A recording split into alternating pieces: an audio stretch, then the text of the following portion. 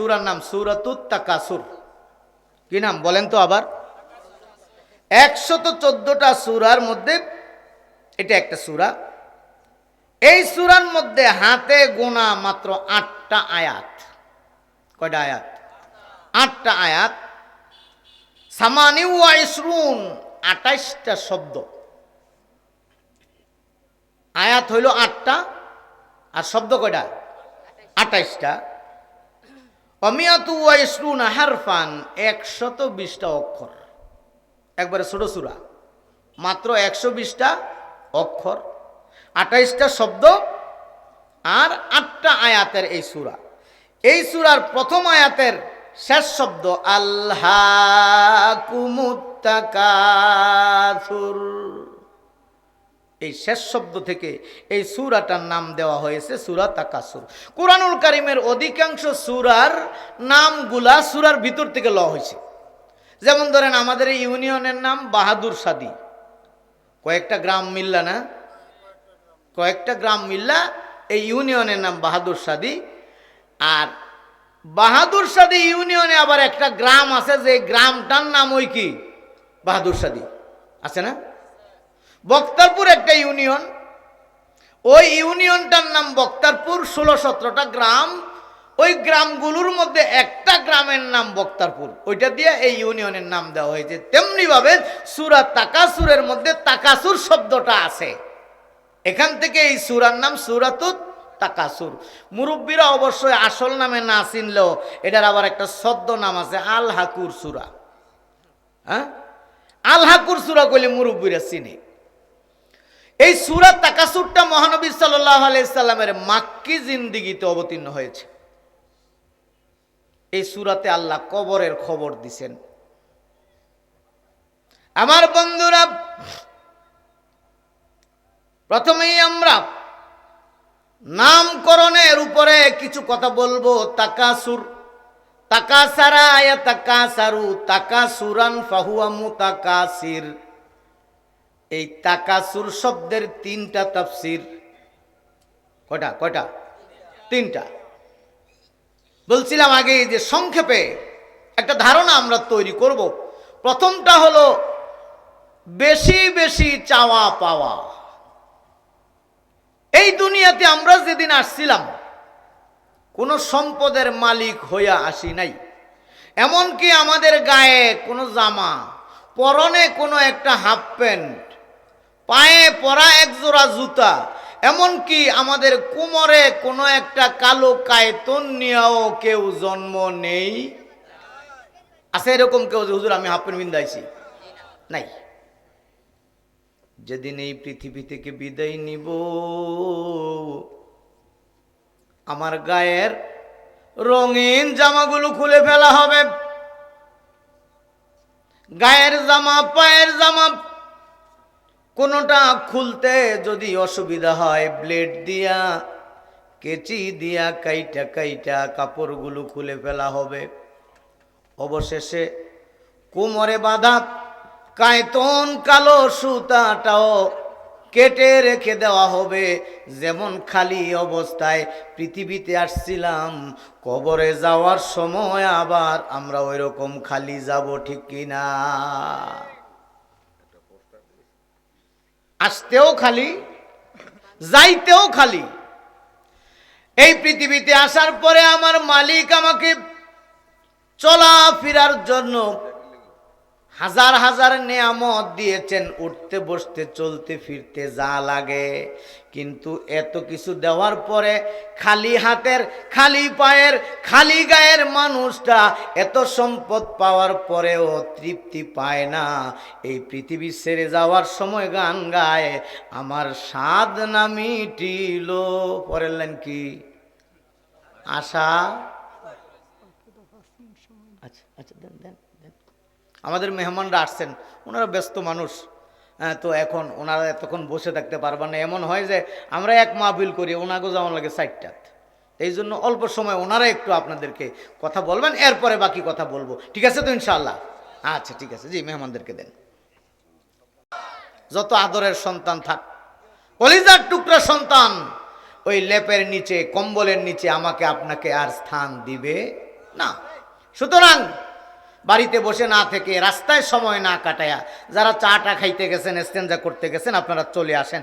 আমরা সূরা তাকাসুর থেকে কথা বলতেছিলাম পৃথিবীতে আসার সময় কিছু ছিল না, যাওয়ার সময় আমার কিছু থাকবে না, মাঝখানে যা কিছু পাইলাম ওইটা নিয়েও আমি খুশি না, আরো চাই, আরো বেশি চাই। যা আছে তা দিয়া চলে না।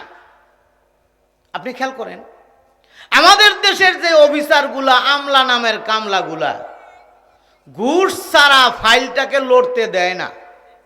তাদেরকে যদি একান্তে পাইয়া জিজ্ঞাসা করেন যে সরকার তো ভালোই বেতন দেয়, তো আপনি এই টাকা নেন কেন? একটাই যুক্তি, যেই দাম জিনিসপত্রের ওই আসল টাকা দিয়া চলে না। এবং আসল টাকা নিয়ে যারা চলতে চায়, তাগর কাছে আবার আমগর মায়ার বাপেরা মায়াও বিয়ে দিতে চায় না। উনি নিজেও খাইতো না, মায়াডারও কষ্ট দিব। এর সাথে বেলা যদি শোনে যে অমুক পিউনে টেবিলের উপর দা যা পায় আর নিজ দা পায় এর চাইতে বেশি, কই তারটাই মায়া দিতাম না তো দিমুকারে। আছে নাকি নাই? সমাজের অবস্থা এরকম নাকি? আমার বন্ধুরা, আল্লাহ রাব্বুল আলামিন সূরাতুত তাকাসুর নাজিল করে বলেছেন, আরো বেশি চাই, আরো বেশি চাই। এইটা তোমাদের একটা রোগ। এই রোগ যারে ধরে রে, কবরে যাওয়ার আগ পর্যন্ত এই রোগ আর সারে। এই আয়াতটার একটা তাফসীর নবীজির একটা হাদিস দিয়া করা যায়। সাহাবায়ে কেরাম বলেন, আমরা ওই হাদিসটাকে প্রথমত কোরআনের আয়াতই মনে করতাম। এরপরে সূরা তাকাসুর যখন নাজিল হয়ে গেল, তখন বুঝতে পেরেছি ওইটা হাদিস। হাদিসে নবীজি বলেন, লাউ আন্না লিবনি আদম ওয়াদিয়ানি মিম্মাল, আদম সন্তানদের যদি দুইটা মাঠ ভরে সম্পদ দিয়ে দেওয়া হয়, দুইটা মাঠ সম্পদের স্তূপ। আবার আরেকটা রেওয়ায়াত আছে, মালের পরিবর্তে জাহাবান, স্বর্ণ, দুইটা মাঠ ভরে স্বর্ণের উঁচা উঁচা স্তূপ দিয়ে দিছে। দিয়া এইবার বলে দিছে, আল্লাহর বান্দা তুমি এটা দিয়ে চইলা ফিরা খাও। খুশি হওয়ার কথা না? দুইটা মাঠ উঁচা সম্পদ। নবীজি বললেন, লাতামান্না ওয়াদিয়ান সালিসা, আদম সন্তান বলবে এই সমাজে যে অবস্থা, সব কিছুর দাম বেশি, গাড়ি ভাড়া বেশি, তেলের দাম বেশি, দুই মাঠের স্বর্ণ দিয়া, দুই মাঠের সম্পদ দিয়া চলা যায় না। তবে আরো একটা মাঠ পাইলে মোটামুটি চলতে পারতাম, ঠিক কিনা? দুইটা ছেলে বিদেশ পাঠানোর পরে জিগায়, বাবা কেমন আছেন? কয় আল্লাহ আল্লাহ করে 3 নাম্বারটা যদি পাঠাইতাম তাইলে বোধহয় একটু। হাদিসে 1500 বছর আগের কথা। দুইটা দিলে 3 নাম্বারটা দাবি করে। এরপরে আরেকটা কঠিন কথা আল্লাহর রাসূল বলে দিয়েছেন, ওয়ালা ইয়ামলাউ জাওফাবনে আদামা ইল্লা তুরাব। নবীজি বলেন, আদম সন্তান রে, তোর এই পেটটা মাটি ছাড়া আর কিছু দিয়া ভরবে না। পেটটা একদিন ভরবে কি দিয়া? কোন দিন জানেন? এই যে গোরস্থান। আবার বন্ধুরা, লাশটা নামায়া বাঁশের মাচা দিয়া, পলিথিন অথবা কলা পাতা বিছায়া প্রথমে মুষ্টি মুষ্টি মাটি দেয় যারা জানাজার নামাজ পড়ছে। এলাকার জুয়ান ছেলেরা এরপরে কোদাল ধরে টাইনা মাটি দেয়। পিছন দিক থেকে হাজী সাহেব ডাক দেয়, দেলোয়ার আর মাটি দিও না, অনেক মাটি হইছে, এখন মাঝখানে উঁচা করে দুই দিকে ঢাল করে দাও। এইবার দেওয়ার পরে তাকায়া দেখবেন কবরের পূর্ব দিকে পশ্চিম দিকে কিছু মাটি বেশি হইছে, মানে আদম সন্তান আজকে তোমার পেট ভরছে। হাদিসটা কিন্তু কঠিন, খেয়াল করেন। নবীজি বলেন, মাটি ছাড়া আর কিছু দিয়া ভরবে না, আরো বেশি চাই, আরো বেশি চাই। এটা হলো তাকাসুর শব্দের 1 নম্বর তাফসীর। তাকাসুরের দ্বিতীয় তাফসীর তুলনামূলক, কম্পারেটিভ। আমার ভাই টিনসেট বিল্ডিংটা করছে, আমি তার নিচে থাকুম কেন? আমি ফাউন্ডেশন দিয়া দোতলা করমু, দক্ষিণের জানালা খুলমু, বাতাস আমার আসবে যাবে, আরাবে ঘুমাবো। কই হ্যাঁ দোতলা শুরু করছে, কোথায় আমারটা 3 তালা। প্রতিযোগিতা আছে, বলেন কথা আছে নাকি? আমার বন্ধুরা, এই জন্য এই প্রতিযোগিতায় নাই বাপ, হালাল হারামের চিন্তা নাই, জমিন কোনটুকু না আর কোনটুকু বাইরে থেকে আসছে এটার চিন্তা নাই। লাইল কাটতে কাটতে কাটতে কাটতে সৌমিলের করাতে তাল গাছটার কেমন কাটে রে, ওই বাবার কোদালটা এর চাইতে দাঁড়, এই ক্ষেতের পুবের লাইলটা 5 হাত বেঁকা, 5 হাত বাঁকা। আছে এরকম লাইল? এই মুসল্লি আবার যখন মসজিদে যায় কয় ডানে বামে তাকায়া কাতার সোজা করেন, নাইলে নামাজ হইতো না।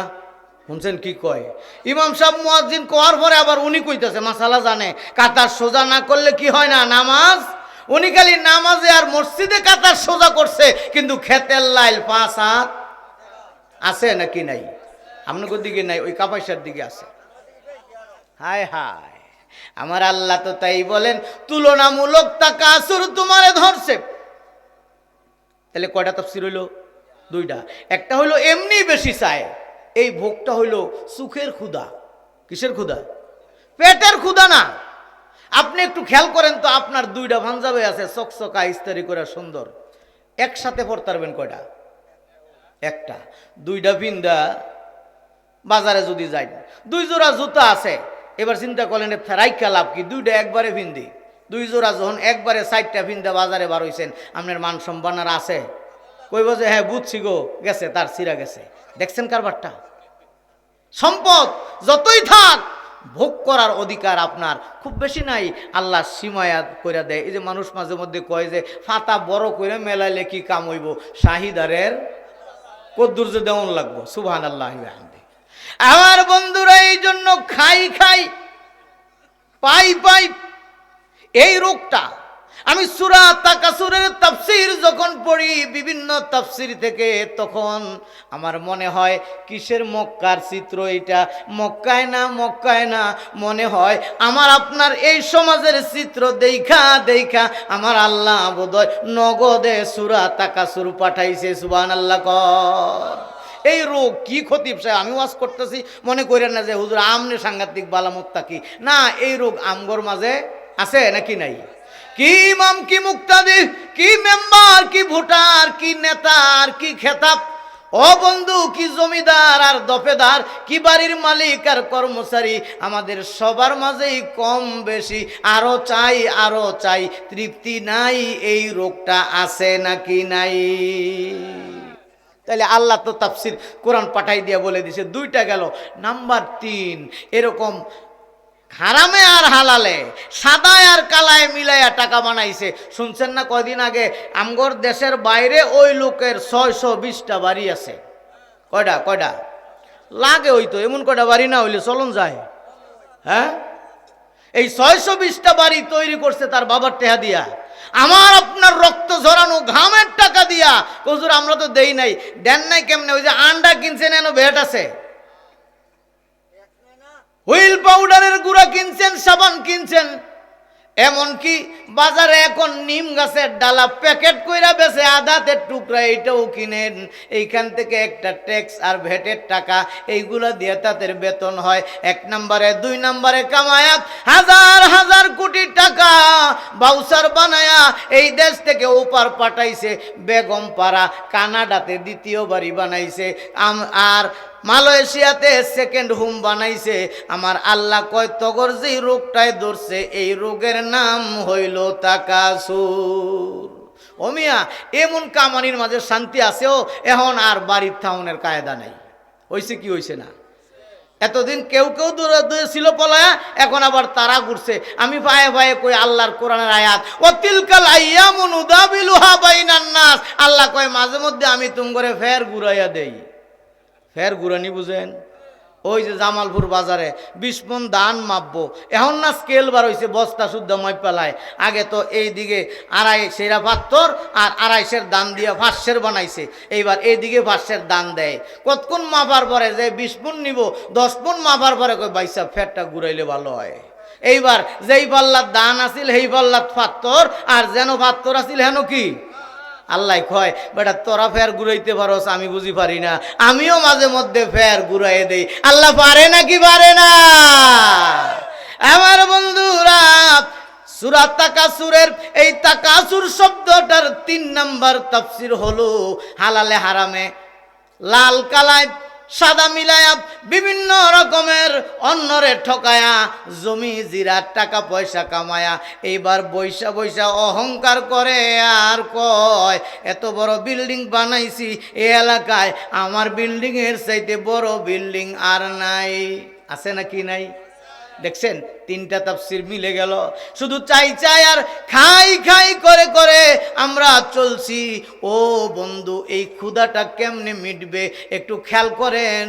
আল্লাহর এক বান্দা ইংরেজি একটা গল্প লিখছে, আমরা ইংরেজিতে পড়ছি ছাত্র জীবনে। এক জমিদার, বিশাল এলাকার জমিদারি তার, হঠাৎ করে শেষ বয়সে চিন্তা করলো এই জমিন আমি মানুষের কিছু দিয়ে দিব। এমনই তো কেমনে দিব ঘোষণা দিছি, আজকে সকালবেলা সূর্য উঠবে ঠিক এই সময় থেকে তুমি দৌড়ান শুরু করবা আমার এই জমিনের উপর দিয়া। দৌড়াইতে দৌড়াইতে দৌড়াইতে দৌড়াইতে সন্ধ্যায় সূর্য ডুবার আগে আগে আবার যেন আসিল স্টার্টিং পয়েন্ট, বিগিনিং, যেখান থেকে শুরু ওই জায়গায় শেষ করবা, তাহলে গুল আকৃতিতে বিশাল একটা এলাকা দৌড়ানো হইতো না? এইটুকু জায়গা তোমার। আল্লাহর বান্দায় কয় সর্বনাশ, জমি কিনুনের কত চেষ্টা করছিলাম, টাকা পয়সা নাই, কোনো মতে তাহিদ খালি দৌড়াইলে জমিন পাওয়া যাবে, শুরু করছে দৌড়। সূর্য উঠার সময় দৌড় শুরু, নাস্তার সময় হয়েছে পরে খায় না, কয়ে খাইলে 10 মিনিট লস হইব, এর চাইতে ভালো 2 কিলো দৌড়াইলাম। দুপুরের সময় কয় খাইলে আধা ঘন্টা দেরি হবো, এখানে 6 কিলো দৌড়ামো। এমন করতে করতে সত্যই সারাদিন আল্লাহর বান্দা দৌড়াইছে, দৌড়ায়া দৌড়ায়া শর্ত পূরণ। ফজরের সূর্য উঠার সময় যেইখানে শুরু করছিল ঠিক ওই জায়গায় আল্লাহর বান্দা চলে আসছে, কিন্তু আল্লাহর কুদরত বুঝা যায় ওই জায়গায় আইসা আল্লাহর বান্দা ধপাস করে মরে হার্ট স্ট্রোক করে মারা গেছে। শর্ত অনুযায়ী তো সব জায়গা তার হয়ে গেছে, কিন্তু বলেন তো এত কষ্ট করে কামানো জায়গাটা তার কবরটা বোধহয় 5 হাত 5 আর 10 হাত লম্বা দিব। কদ্দূর?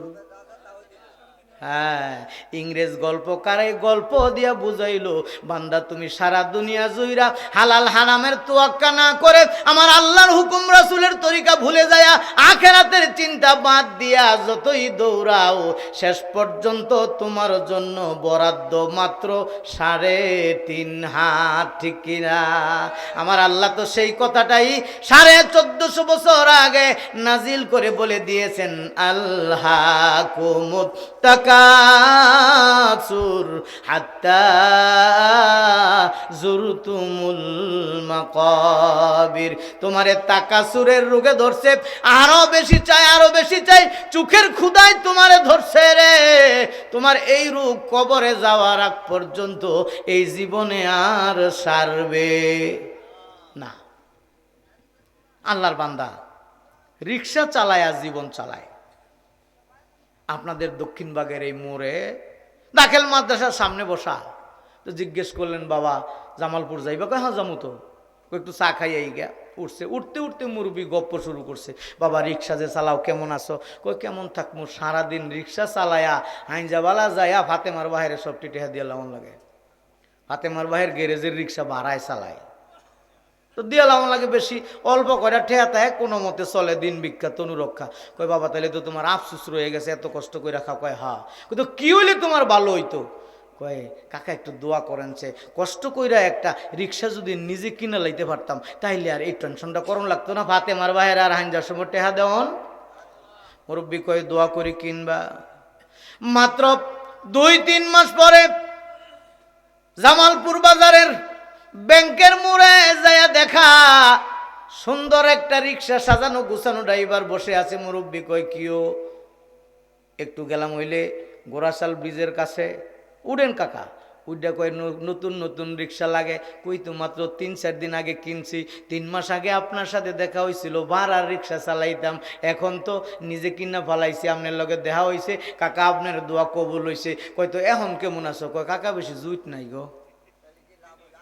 হ্যাঁ, তুমি ভাড়া রিক্সা চালাইতা, এই সময় কইছো একটা কিনলে বলে হইব, এখন কেউ জুত নাই। কারণটা কি? কয় কাকা গো, এই প্যাডেল মারতে যায় মাথার গাম পায়ে পড়ে, কষ্ট কইরা ছোট ছোট 4টা ব্যাটারি আর একটা মোটর যদি লাগাইতে পারতাম তাহলে এটা হয়ে যেত কি রিক্সা, অটো রিক্সা। ওই অটো রিক্সা হইলে একটা গুরান দিলে গো করে সামনে যায়, মাঝে মধ্যে আম গাছে ঠেকলে ব্রেক হয়, নাহলে নিচে পড়ে। আছে নাকি নাই? আচ্ছা কিনবা, অসুবিধা নাই। বেশ কয়েক মাস পরে আবার দেখা বাসাইর বাজারের মোড়ে, ওই জায়গায় যায় মুরব্বী গেছে, পরে দেখলো আরে মিয়া তোমার দেখি এখন অটো রিক্সা, কেমন আছো তুমি? ভালোই তো আছো বোধহয়, তুমি টার্গেট করছিল ভাড়া রিক্সা চালাইবা না কিনবা, কিনছো, এবার টার্গেট ছিল ব্যাটারি লাগাইবা, সেইটাও লাগাইছো, এবার 2টা 3টা টার্গেট তোমার পূরণ হয়েছে, এখন বুঝি তোমার সুবিধা। কয় কাকা গো, বহু অসুবিধা। এখন আবার অসুবিধা কি? কই অসুবিধা শুনবেন। কই একটু আগে ব্যাংকের মোড়তে 3টা যাত্রী লইছি, 3টা যাত্রী লইয়া বাসাইরের বাজার মোড় পর্যন্ত আইছি, তারা যাওনের কথা গোরাশাল ব্রিজ, পিছন দিক থেকে একটা সিএনজি আইছে, 3টা যাত্রী কয় তোমারটা থেত না লাগে বেশি, থামাও, আমরা তোমার দাদা যাইতাম না, সিএনজি দিয়া যামু। বুঝছেন কাহা কি দুঃখটা? কই লেগে বই দিছেন দুঃখ লইয়া। আচ্ছা ঠিক আছে, তুমি একটা সিএনজি কিনবা, দোয়া করে দিলাম। 1.5-2 বছর পরে একটা সিএনজি কিনা আবার দক্ষিণবাগ দাখিল মাদ্রাসার সামনে কাকার লোকে দেখা, কিও সিএনজি দিহি, আর তোমারে তো চিনি, ফাতেমার বাহের রিক্সা ভাড়া চালাইতা। কই আমি উনি ওই, আমি হ্যাঁ ওই, আপনি চিনছেন ঠিক ওই তো, সিএনজি কিনা লাইছো, আল্লাহ তোমারে কত উন্নতি দিছে, এখন তো আর তোমার ঝামেলা নেই, আল্লাহ দিলে ভালোই কামায়। কয় না কাকা আর সুবিধা নেই। হ্যাঁ, কে সুবিধা নাই? কয়েক সময় পুরা এলাকায় 1-2টা সিএনজি কালীগঞ্জে ভাড়া লইয়া গেছে। ওই মুলগা যাওয়ার সময় আবার দক্ষিণ বাগতে ফোন দিছে, কই তুমি? কই কালীগঞ্জ যাইতেছি, তাড়াতাড়ি আইও, তোমার কাকিরে লইয়া গাজীপুর যাওয়ান লাগবো। ফোনের ভাড়া মারতে মারতে আর সিএনজি গুলা কাহি লইয়া যাইতো, বালা ইনকাম হইতো। কই এখন করোনার কারণে আমাদের ছেলেগুলা বিদেশ থেকে ফেরত আইয়া কয় বয়া বয়া খাইলে রাজার ভান্ডার শেষ, তারা একটা কইরা সিএনজি কিনা রাস্তায় নামছে। কাকা এখন রাস্তায় যাত্রীর চাইতে সিএনজির সংখ্যা বেশি, ইনকাম বালা নাই। দেখছেন অবস্থা? বাবা তুমি কৌছে আজকে আমার কাছে ভাঙ্গা, শেষ পর্যন্ত কদ্দূর গেলে তুমি আর আফসোস আর থাকতো না? কয় না কাকা বেশি আফসোস আর নাই, ওখানে পুরান একটা প্রাইভেট কার যদি কিনতাম পারতাম তাইলে আর আফসোসটা বেশি থাকতো না। কয় কে? সারা যেমন রিক্সা চালাইছি, কষ্ট করছি, হোর বাড়ি গেলেও কয় সকিনার জামাই রিক্সাওয়ালাটা আইছে, কই যে বদনাম। এখন প্রাইভেট কারটা লয়ে বিকেলবেলা যদি যাই, কইব দেখ কারবার, সকিনার জামাই এখন প্রাইভেট কার চালায়, ফাঁকে ফাঁকে টুকটাক টিপ মারলাম আর বেড়াইতেও গেলাম, তাইলে সুবিধা। আলহামদুলিল্লাহ 2-3 বছর পরে একটা সেকেন্ড হ্যান্ড প্রাইভেট কার কিনছে এই বেটা। সেকেন্ড হ্যান্ড প্রাইভেট কার কেনার পরে মুরব্বির লগে দেখা, ও কাকা এখন তো তুমি ভালো আছো, তোমার টার্গেট পূরণ হয়েছে, প্রাইভেট কার কিনা ফেলছো। কয় কাকা গো বহুত কষ্টে আছি। কষ্টে আসো, এখন কষ্ট কি? আমগর দক্ষিণবাগের একটা মাইয়া দেখা গেছে নরুন থেকে, কথাবার্তা মোটামুটি ফাঁকা, আগামী শুক্রবারে তারা আবার নরুন যাইব, বিয়ার তারিখ ঠিক করব। আমার কাছে আইছে, তোর সিএনজি তোর প্রাইভেট কারে লয় কয়জন? আমরা যামু 14 জন। কয় আমার প্রাইভেট কারে লয় মাত্র ড্রাইভার ছাড়া 4 জন। কাকা একটা হায়ের যদি থাকতো, দক্ষিণ বাড়ির ভাড়া আজকা সুইটা যাইতো। শুনছেন কি কয়? বেয়াদবি মাফ করবেন, পরিবহন সেক্টরে যদি কেউ থাকেন, আমি একটা সেক্টরের উদাহরণ দিলাম, এই সব সেক্টরে আজকে আমাদের একই রোগ, সবার পিউন দারোয়ানরা তাকায়া থাকে, আরে ওই অফিসারটা কত টাকা কামায়া নেয়, আর সেকেন্ড ক্লাস অফিসাররা ফার্স্ট ক্লাসের দিকে তাকায়, ফার্স্ট ক্লাসটা আবার উপরওয়ালার দিকে তাকায়, উপরওয়ালায় খাইয়া নেয় অর্ধেক। ওই যে আমগর আমির হামজা কয় রাস্তা একটা করছে 1 মাসের পরে ভাঙ্গা গেছে, নেতা করে জিগাইলাম এই রাস্তা করছে এত তাড়াতাড়ি ভাঙলো কেন? কয় যাটা হ্যাঁ ছিল উপরওয়ালা লয়ে গেছে গা অর্ধেক। কয় নাউজুবিল্লাহ, সারা জীবন জানি উপজেলা লাতা খুজু সিনাতুওয়ালা নাম, ঘুমায়ও না, খায়ও না, নিদ্রা তন্দ্রা ওনারে ধরে না, উপরওয়ালায় আমগরে টেহা লয়ে গেছে গা, এটা কি কোন? আরে হুজুর আপনি কোন পাই নিছেন? হে উপরওয়ালা না, আমগর কিছু উপরওয়ালা আছে এই জায়গায় 40% ওহেনে জায়গা, তারপরে আমরা সাধারণ ফাতি নেতারা কিছু ভাগ করে খাই, এরপরে 20%-এর কাম হয়। 1 মাস যে টিকছে হেড হইতো বেশি।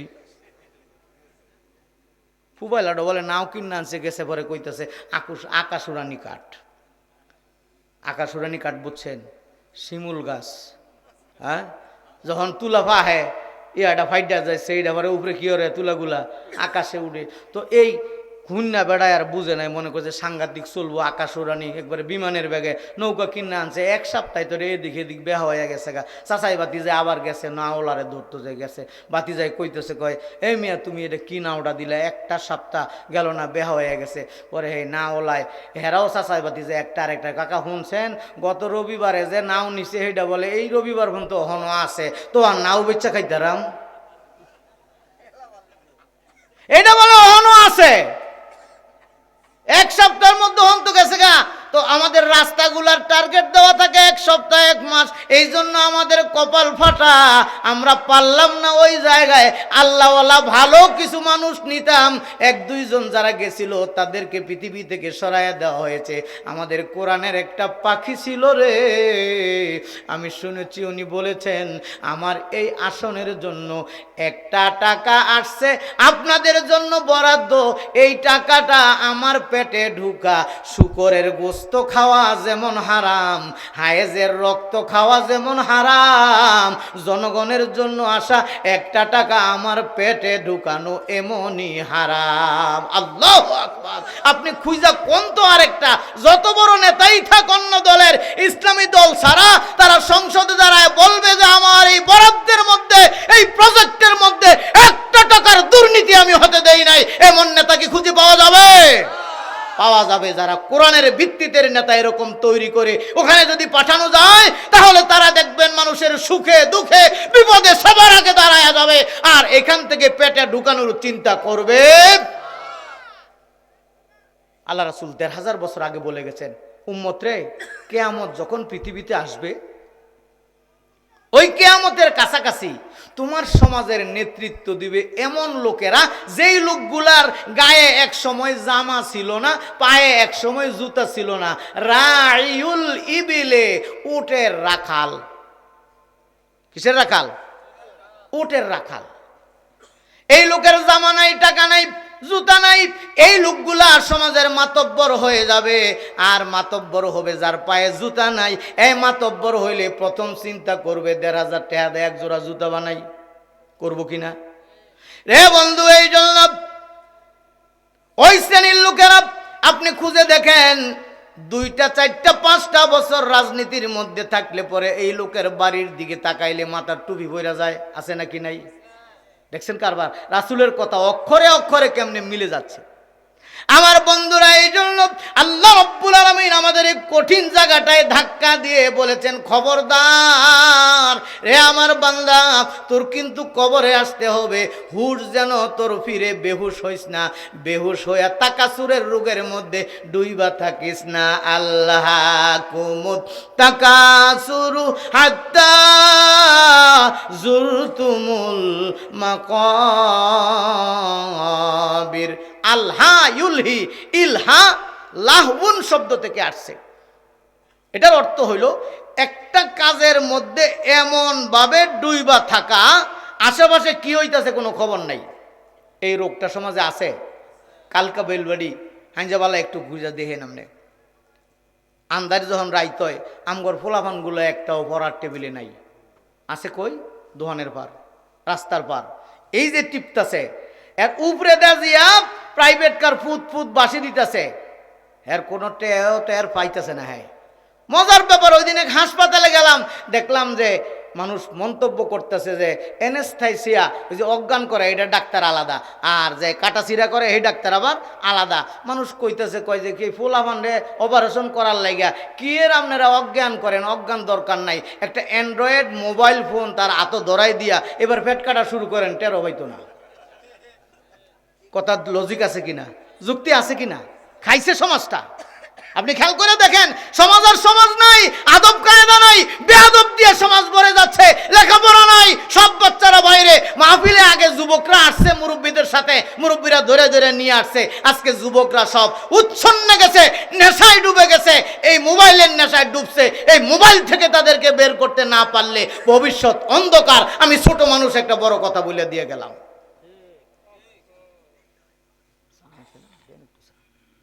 আমার বন্ধুরা, আলহাকুম এমনভাবে মরছে, কোথায় ফজর হইল, কোথায় জোহর হইল, কখন মুয়াজ্জিন ডাকলো, কোনো খবর তোমার নাই। আখেরাতের কথাটা বেমালুম, ভুলে গেছ। দুনিয়া দুনিয়া দুনিয়া। নারায়ণগঞ্জের ব্যবসায়ী মৃত্যু শয্যায় শোয়া, ইমাম সাহেব রেডাইকা আনছে, একটু তওবা পড়ায় দেবে। ইমাম সাহেব আইসা কয়, কাকা আমার লগে লগে পড়েন আস্তাগফিরুল্লাহ। ব্যবসায়ী বাবা মৃত্যু শয্যায় শুয়া কয়, লাভে রে লাভ। কয়, কাকা আপনি কোন কি? আমি কইছি আস্তাগফিরুল্লাহ, আপনি লাভে রে লাভ কোন কে? আশেপাশের তার সন্তান পাড়া প্রতিবেশী বলে, কাকায় আজীবন ব্যবসা করছে, দাড়ি পাল্লা দিয়া মাপছে, লাভের লাভ। সালা ধরো আমেনার বাপ, একো এক দুবে দুই গুনছে, আজকে মৃত্যু শয্যায় শুয়াও ওইটা ভুলে নাই। রে বন্ধু, নারায়ণগঞ্জের উদাহরণ দিলাম, আপনারা হাঁটছেন, আমাদের কালীগঞ্জে বোধহয় এই রোগ নাই। ও মিয়া, সবাই আমরা সমান তালে একই রোগে ভুক্তভোগী। কবরের দিকে আমি আপনি চলছি রে, কিন্তু আজরাইল মালাকুল মউত আসার আগে আমরা কেউ টের পাচ্ছি না। আপনারা এইবার জ্বালা ফালাইছেন তৈরি দানেন নাকি? উঠে গেছে জ্বালা। এই জ্বালা ফাটে যখন খারো হিমা পানি, এইবার আমগো বাপ চাষা করে দিছি, লাইল কেটে দিছি, পানি নামাই দেন, কের কয় বেটা জ্বালা ফালা লাগতো না। লাইল কেটে দিছি, পানি নামে নিচের দিকে, উঁচা পানির সাথে বড় বড় মাছগুলো নামছে। এখন এই জ্বালা পাটে মাত্র 3-4 আঙ্গুল পানি, এটার মধ্যে পুঁটি মাছের বাচ্চাগুলা দৌড়ায় এদিক সেদিক যায়। পানি কম থাকার কারণে পিসের কাঁটাটা যে যায় দেখা যায়, আছে নাকি নাই? পুঁটি মাছের বাচ্চা এগুলা খাইতে খুব একটা সুবিধা না, যদি ভালো করে দুয়ে কুড্ডা সুবিধা করে না রানতে পারে তাহলে একটু তিতা তিতা লাগে। এই জন্য এই পুডির নাম কি? এই তিতপুটি। এইবার চিন্তা করলো আমগো মুরব্বীরা আগে নামছে, এখন নামা দরকার। ওই ড্রেন দিয়ে আস্তে আস্তে সামনের দিকে যাচ্ছে, নিচের খেতে চলে যাবে জীবনটা বাঁচানোর জন্য। একটা কানি বক তাকায়া দেখে ওই তিতপুটি যে আগায়া যায়, পিঠের কাটা দেখা যায়, তারে ধরার সুবর্ণ সুযোগ। বকটা তিতপুটি ধরার টার্গেটের সামনের দিকে আগায়। আমি গ্রামের ছেলে দেখেছি সেই দৃশ্য, আপনারাও দেখে থাকবেন।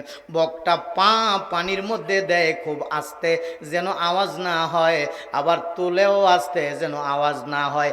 আওয়াজ শুনলে পরে তিতপুটি নামার খেতে যাবে, ওইখানে কোমর পর্যন্ত পানি, ওইখানে গেলে আর তিতপুটি ধরা। এই জন্য বক আস্তে আস্তে পা তুলে ফেলে আর আগায় ধর্মতরে। দক্ষিণ বাগের মিয়াবাড়ির জহির মিয়া আবার পাখি শিকারের খুব শখ। পরন্ত বিকালে ইয়ার গানটা নিয়ে বের হইছে বিলে। বিলে যায়া দেখে, আরে এই কানি বক তিতপুটির দান্দায় এমন মত্ত রে, এবার তারে ধরার খুব জুত, দুনিয়ার আর কোনো খবর তার কাছে।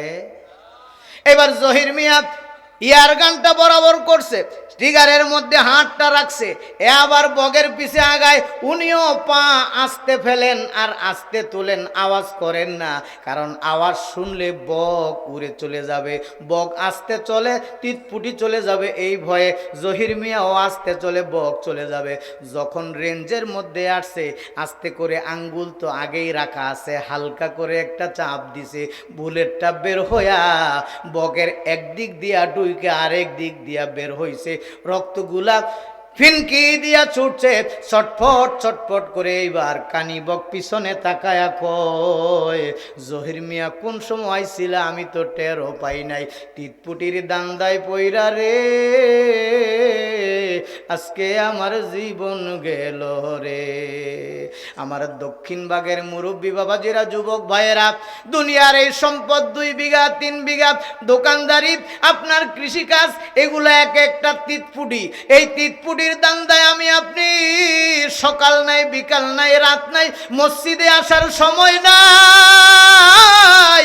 মালাকুল মউত যখন এইসব আমার আপনার গলায় চাপ দিয়ে গুছাইতে পারে পারি নাই, মালাকুল মউত রে দে দে আমারে আর কয়টা মিনিট সময় বাড়ায়া দে।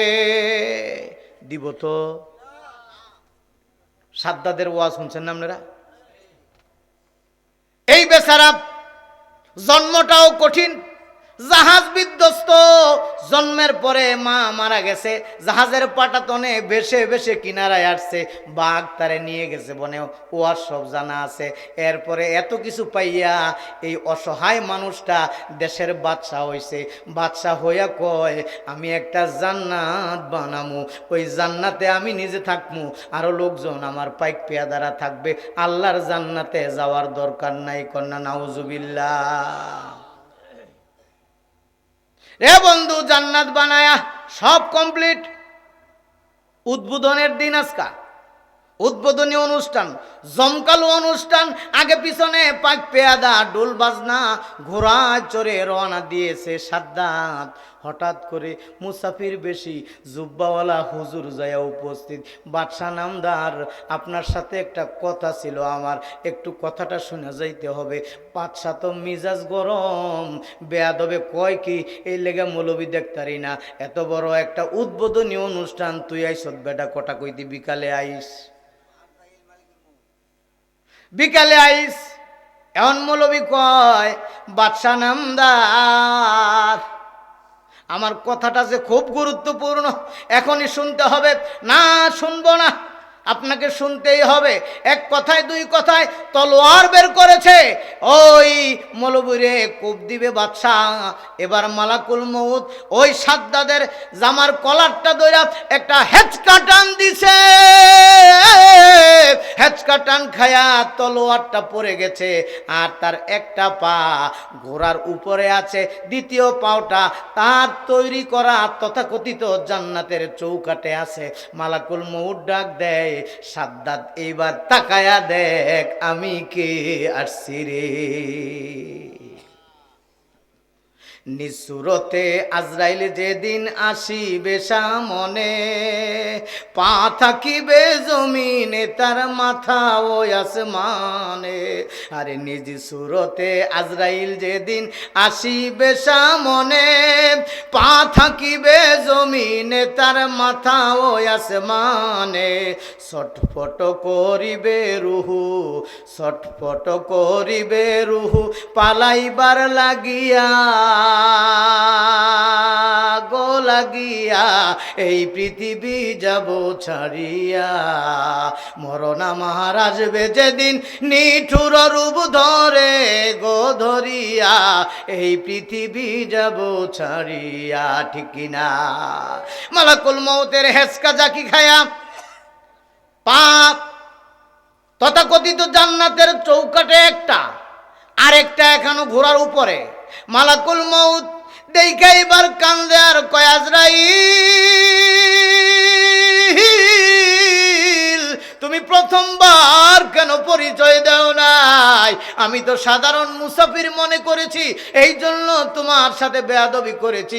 প্রথমবারে যদি তুমি তোমার পরিচয়টা দিয়ে দিতা, আমি তোমার সাথে বেয়াদবি করতাম না।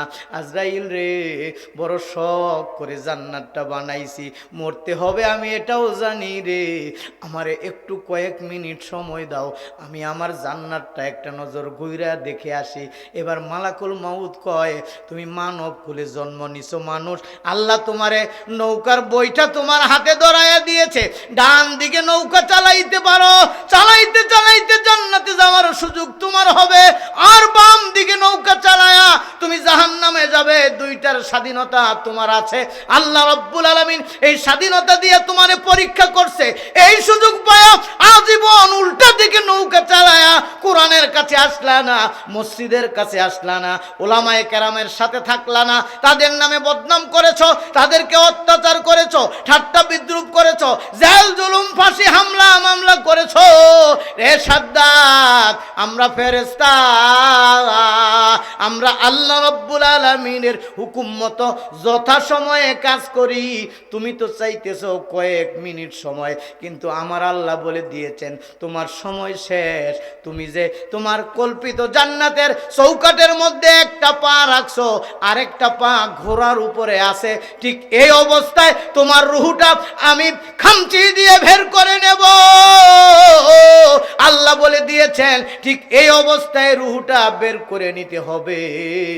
এই রুহ বের করার আগে দ্বিতীয় পাওটা ঘোড়ার উপর থেকে নামাবার সময় দেওয়া হবে না। এ দক্ষিণ বাগের যুবকেরা, মুরব্বী বাবাজিরা, এত বড় প্রভাবশালী প্রতাপশালী স্বৈরাচার সাদ্দাত যদি তার কয়েক মিনিট তো দূরের কথা দ্বিতীয় পাওটা ঘোড়ার উপর থেকে নামাবার সুযোগটা না পায়, তোমার আমার কি হবে রে? একটু চিন্তা করছো নি? আল্লাহ তো তাই বলেন, আল্লাহ কুমুত তাকাসুর হাত্তা জুরতুমুল মাকাবির। তোমাদেরকে ধরছে তাকাসুরের রোগে, কবরে যাওয়ার আগে। এই রোগ সারবে না, এত মত্ত হয়ে আসো, এত ব্যস্ত হয়ে আসো।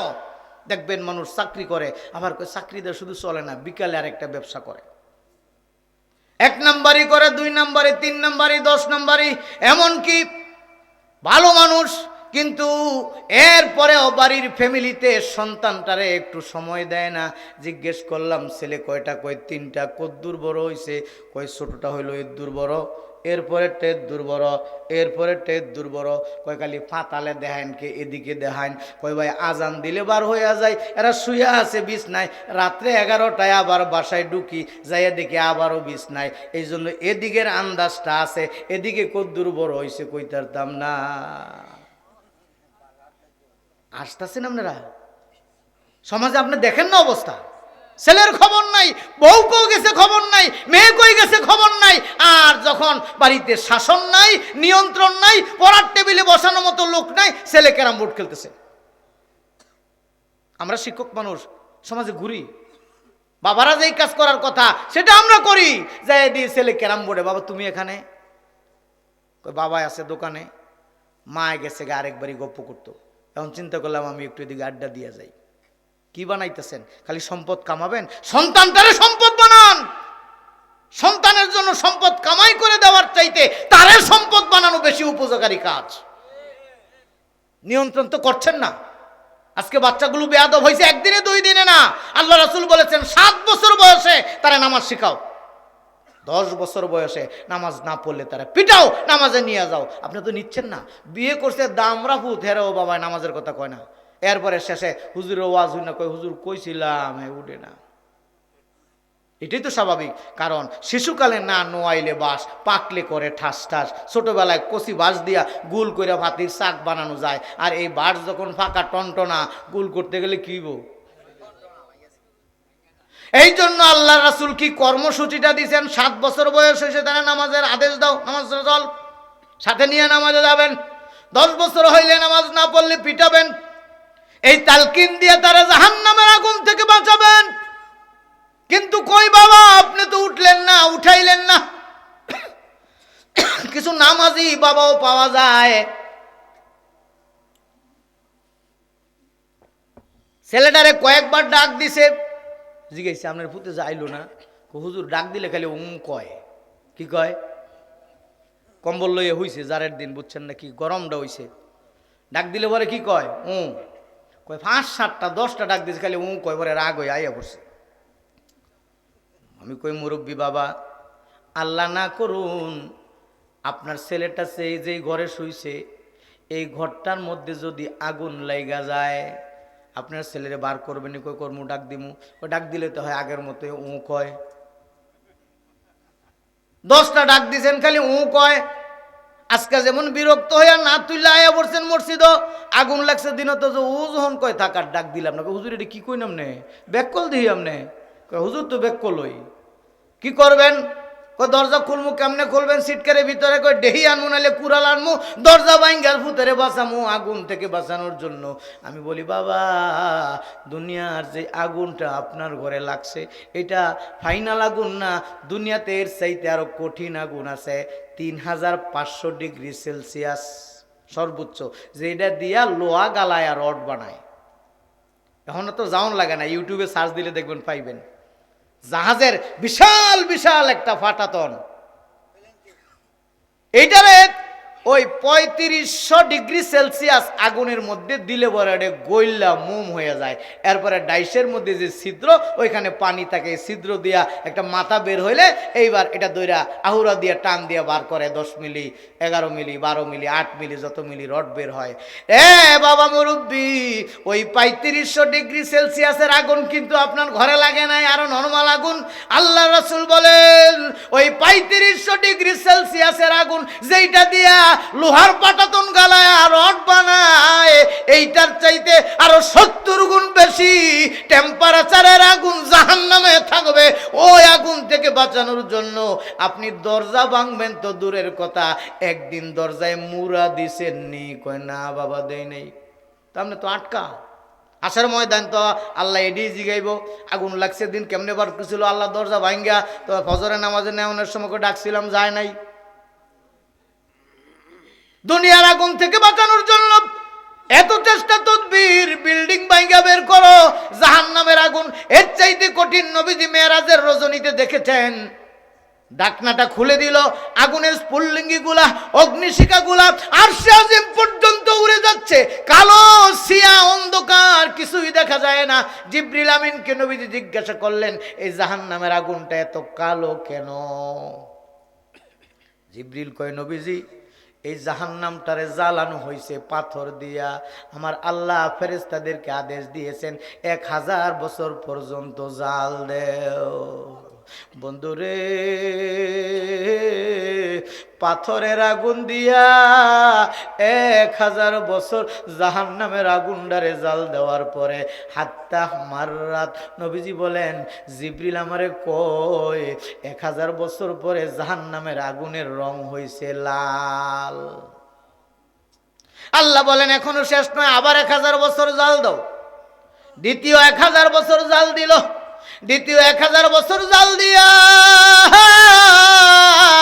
হাত্তা বিয়াদ্দাত, নবীজি বলেন জিবরিল আমারে খবর দিছে 2000 বছর জাল দেওয়ার পরে জাহান্নামের আগুন হইছে সাদা। জিবরিল আমিনকে আল্লাহ রাসূল জিজ্ঞেস করলেন এরপরে কালো কেমনে হইল? জিবরিল কয় এরপরে আরো 1000 বছর পাথর দিয়া জ্বালানোর পরে এইবার আগুনের রং কালো সিয়া অন্ধকার। ওই আগুনের মধ্যে আমার আপনার সন্তানগুলোকে ফেলাইয়া দেওয়া হবে। যখন সন্তান কিন্তু আমার আপনার জামাটাই না ধরবে আর বলবে বাবা কই যাও, আমারে জাহান্নামে থুইয়া তুমি কেমনে জান্নাতে যাও? ওই আগুনটাতে দেওয়ার সঙ্গে সঙ্গে শরীরের হাড্ডিগুলা গোস্তগুলা মোমের মতো গলে যাবে। এ মুসলমান, পুড়তে পুড়তে পুড়তে পুড়তে আঙ্গার হয়ে যাবে রে। তবে ইমানটা যদি সাথে থাকে একদিন না একদিন জাহান্নাম থেকে মুক্তি পাবে। সবার পরে যেই লোকটা মুক্তি পাবে আমার নবীজি বলেন ওই লোকটারেও এই পৃথিবীর সমান 10টা পৃথিবীর একটা জান্নাত দিবে। এই পৃথিবী যেটা আমাদের আছে, বাংলাদেশ নামিয়ে শুধু দক্ষিণ ভাগ আরো বড়, বাংলাদেশ নয় তামাম পৃথিবীটা যত বড়, এর সাথে আরো 9টা পৃথিবী জোড়া দিলে 10টা পৃথিবী একত্রিত করলে যেরকম বড় একটা সীমানা হবে, এটা হবে সবার শেষে যায় জাহান্নাম থেকে মুক্তি পাবে ওই লোকের জান্নাত। এরপরে আস্তা সুবহানাল্লাহ কইতে আপনাকে জোর হইল না, আমি বুঝলাম না কি অবস্থা। মোনাজাত অনেক করতাম না আরেকটু পরে, আমার তো মনে হইতেছে মোনাজাত করে লাউন লাগবো। নবীজি বলেন আমি ওই লোকটারে চিনি যে সবার পরে মুক্তি পাবে। সাহাবায়ে কেরাম চুপ করে বসে বসে শুনতেছে, ইয়া রাসূলুল্লাহ বলেন তো ওই লোকটা কেমন? বুঝি বলেন আমার আল্লাহ জাহান্নামের আগুনে কোটি কোটি বছর পোড়ার পরে আল্লাহ বলবেন, ও মালিক ফেরেশতা জাহান্নামের অধিনায়ক, এ জাহান্নামে আমার ইমানদার কিছু বান্দা আছে রে, তাদেরকে আর জাহান্নামের আগুনে আমি পোড়াইতে চাই না, বের করে আনো। লক্ষ লক্ষ মুসলমান ইমানদার জাহান্নাম থেকে বের করে আনবে। আল্লাহ কি করব, জান্নাত দিয়ে দাও, বাস খুশিতে বাগ বাগ জান্নাতে চলে গেছে। মালিক আবার খোঁজো, আরেক দল বের করে আনবে, কি করব আল্লাহ জান্নাত দিয়ে দাও। এমন করে করে অনেকক্ষণ পর্যন্ত বের করবে। এইবার আর মালিক ফেরেশতার রিপোর্ট অনুযায়ী আর কোনো ইমানদার নাই। আল্লাহ বলবেন, ও মালিক এখন জাহান্নামের দরজা বন্ধ করে দেব রে, আর কেউ জাহান্নামে ডুববেও না, আর কেউ বেরো হবে না, একটু ভালো করে চিরুনি অভিযান দাও, আমার জাহান্নামে আমার কোনো ইমানদার আছে কিনা। আল্লাহর ফেরেশতা ডেকে বলবে, আল্লাহ একাধিকবার টেস্ট করেছি, খোঁজ করেছি, নাই, আর কোনো ইমানদার নাই, দেখো সরিষা পরিমাণ ইমানদার আছে কিনা, তারেও বের করো, নাই, আল্লাহ নাই। আল্লাহ বলবেন, মালিক রে তোমার রিপোর্টটা সঠিক না, এই জাহান্নামের ভিতরে এখনো আমার একটা ইমানদার বান্দা আছে। আল্লাহ আমি তো খুঁজছি পাই নাই, আপনি একটু ক্লু দেন। এবার আল্লাহ ক্লু দিবেন, মালিক ফেরেশতা রে জাহান্নামের দিকে একটু কান পাতো। জাহান্নামের ভিতর থেকে আমাদের কক্সবাজারের সমুদ্র যেমন গর্জন তর্জন করে ওইরকম আওয়াজ হচ্ছে, ওই আওয়াজের মাঝখান থেকে একটা আওয়াজ আসছে, রব্বুনা ওয়া রব্বুল মালাইকা সুবহুন কুদ্দুসুন রব্বুনা ওয়া রব্বুল মালাইকাতি ওয়ার রূহ। আল্লাহু আকবার। জাহান্নামের ভিতরে ওই আওয়াজ শুনে মালিক ফেরেশতা দাঁড়ায় উঠবে। আল্লাহ একজনের আওয়াজ শোনা যায়, আল্লাহ বলবে, রে মালিক আমার এই বান্দাটা কোটি কোটি বছর জাহান্নামের কঠিন আগুনের মধ্যে জ্বলছে রে, এরপরেও আমি রবের নামটা ভুলে না, আমারে রব্বুনা রব্বুনা কইয়া ডাকে। এই লোকটারে জাহান্নামে রাইখা দরজা বন্ধ করে দিলে তো আমি জালেম হয়ে যাব, এই জুলুম তো আমি আল্লাহ করি না। মালিক রে যা যা জাহান্নামে যা, খুঁজা আর ওই বান্দাটারে বের কর। নবীজি বলেন, মালিক ফেরেশতা এবার যাবে জাহান্নামে, পুরা জাহান্নাম তন্ন তন্ন করে খুঁজে, কান পাইতা পাইতা রব্বুনা রব্বুনা এই জিকির শোনা যায়, ওই আওয়াজটা ফলো করে যাবেন। জাহান্নামের সীমান্ত এলাকায় কীট পতঙ্গ আর জাহান্নামের আযাবের পোকা মাকড় গুলা দিয়া ঢাকা, ওই পোকের নিচে থেকে ওই বান্দার রব্বুনা শব্দ শোনা যায়। নবীজি বলেন, মালিক ফেরেশতা যায় হাত দিয়া পোকামাকড় গুলো ছড়াবে, কানা হুমামাতান। নবীজি বলেন, মালিক ফেরেশতা তাকায়া দেখবে কোটি কোটি বছর জাহান্নামের আগুনের মধ্যে পুইরা পুইরা আল্লাহর বান্দা একটা আঙ্গার হইয়া গেছে। আঙ্গারের একটা কঙ্কাল মালিক ফেরেশতা কোলে করে ধরে তুলবে, তুইলা বলবে, আল্লাহর বান্দা তোমার নাম কি গো? আল্লাহর বান্দার নাম বলবে। এবার মালিক ফেরেশতা বলবে, আমার আল্লাহ তোমারে মাফ কইরা দিছে। আল্লাহু আকবার।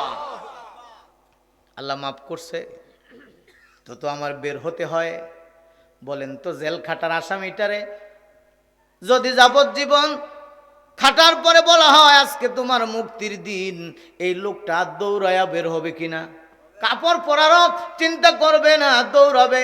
নবীজি বলেন, কিন্তু এই লোকটা আজকে জাহান্নাম থেকে মুক্তি পাইছে রে, কেমনে দৌড়াবে? এই লোকটা তো সোজা হইয়া দাঁড়াতেও পারে না। নবীজি বলেন, এবার ঘোষণা দিলে পরে লোকটা হামাগুড়ি দিয়া কুনোর ওপরে ভর দিয়া দিয়া জাহান্নাম থেকে বের হবে। জাহান্নাম থেকে বের হইয়া সামনে আবে হায়াত, আবে হায়াতের একটা নাহার, একটা নদী। এই নদীর মধ্যে আল্লাহর বান্দারে একটা গোসল দিবে। আল্লাহর বান্দারে আবে হায়াতের পানি দিয়া গোসল দিলে রে সঙ্গে সঙ্গে পূর্ণিমার চাঁদের চাইতে আরো সুন্দর চেহারা, আর আদম আলাইহিস সালামের মতো ৬০ হাত লম্বা আর ৭ হাত মোটা পূর্ণ দীর্ঘ আকৃতির একটা মানুষ হইয়া যাবে। গোসল কইরা নদীর কিনারায় দাঁড়ায়া সামনের দিকে তাকায়া দেখবে ওই দিক থেকে একটা সুগন্ধি আসতেছে। নবীজি বলেছেন জান্নাতের সুগন্ধি ৫০০ মাইল দূরে থেকে নাকে পাওয়া যায়। ওই রকম সুন্দর সুজলা সুফলা শস্য শ্যামলা প্রাচীর ঘেরা ওই জান্নাতটা আল্লাহর বান্দা দেখা বলবে, আল্লাহ ওইটা বুঝি তোমার জান্নাত? কই জি এটা আমার জান্নাত। আল্লাহ সারা জীবন তো পাপের কাজ করছি, পাপ বেশি, জাহান্নামে পড়ছি, তুমি আমার একটা অনুমতি দাও আল্লাহ, ওই যে তোমার জান্নাতটা এটার বাউন্ডারির বাইরে খারুয়া খারুয়া একটু দেখবো আল্লাহ। কয় দেখবা? তো হ্যাঁ আল্লাহ, আর কিছু চাইতাম না, আমার জাহান্নাম থেকে মাফ করে দিয়েছেন এটাই তো বেশি, খালি বাইরে খারুয়া খারুয়া দেখবো। আল্লাহ কয় যাও বান্দা যাও। জান্নাতের কিনারায় যায়া হাজার হাজার বছর আল্লাহর বান্দা জান্নাতের নাজ নেয়ামতগুলোর দিকে তাকায়া তাকায়া এইবার আরো জোরে জোরে ফুফায়া ফুফায়া কান্দে। আল্লাহ ডাক দে, বান্দা কান্দোস কেন? আল্লাহ যখন আমারে বের করছই একটু ভিতরে যাইতে দিলে কি হয়? ওই তুমি কি কইয়া গেছ? তুমি না কইছো যাইতে চাইবা না? আল্লাহ আল্লাহ একটু যাই, যামু, তবে আল্লাহ কিছু খাইতাম না, একটা ফলের মধ্যে হাতও দিতাম না। আল্লাহ ভিতরে ঢুকছে। হাদিস শরীফে আছে, নবীজি বলেন যে এই বান্দার এই কথা শুনে আল্লাহ নিজেও হাসবেন। বান্দায় বললে কি কইছে, এখন কি কয়, ফলে বলে হাতও দিত না। আমার বন্ধুরা, আল্লাহর বান্দা এবার আল্লাহর অনুমতি নিয়ে জান্নাতের ভিতরে ঢুকবে।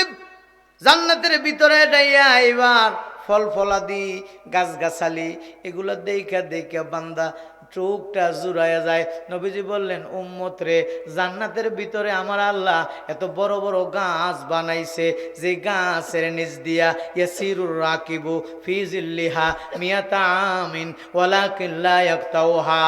তিরমিজি শরীফের হাদিস। নবীজি বলেন, আল্লাহর বান্দা ঘোড়ার উপরে চইরা একটা গাছের ছায়ার নিচ দিয়া 1 বছর 2 বছর 10 বছর 20 বছর না 70-80 বছর নয়, 100 বছর পর্যন্ত ঘোড়া চালাইবে রে, এরপরেও একটা গাছের ছায়া শেষ হবে না।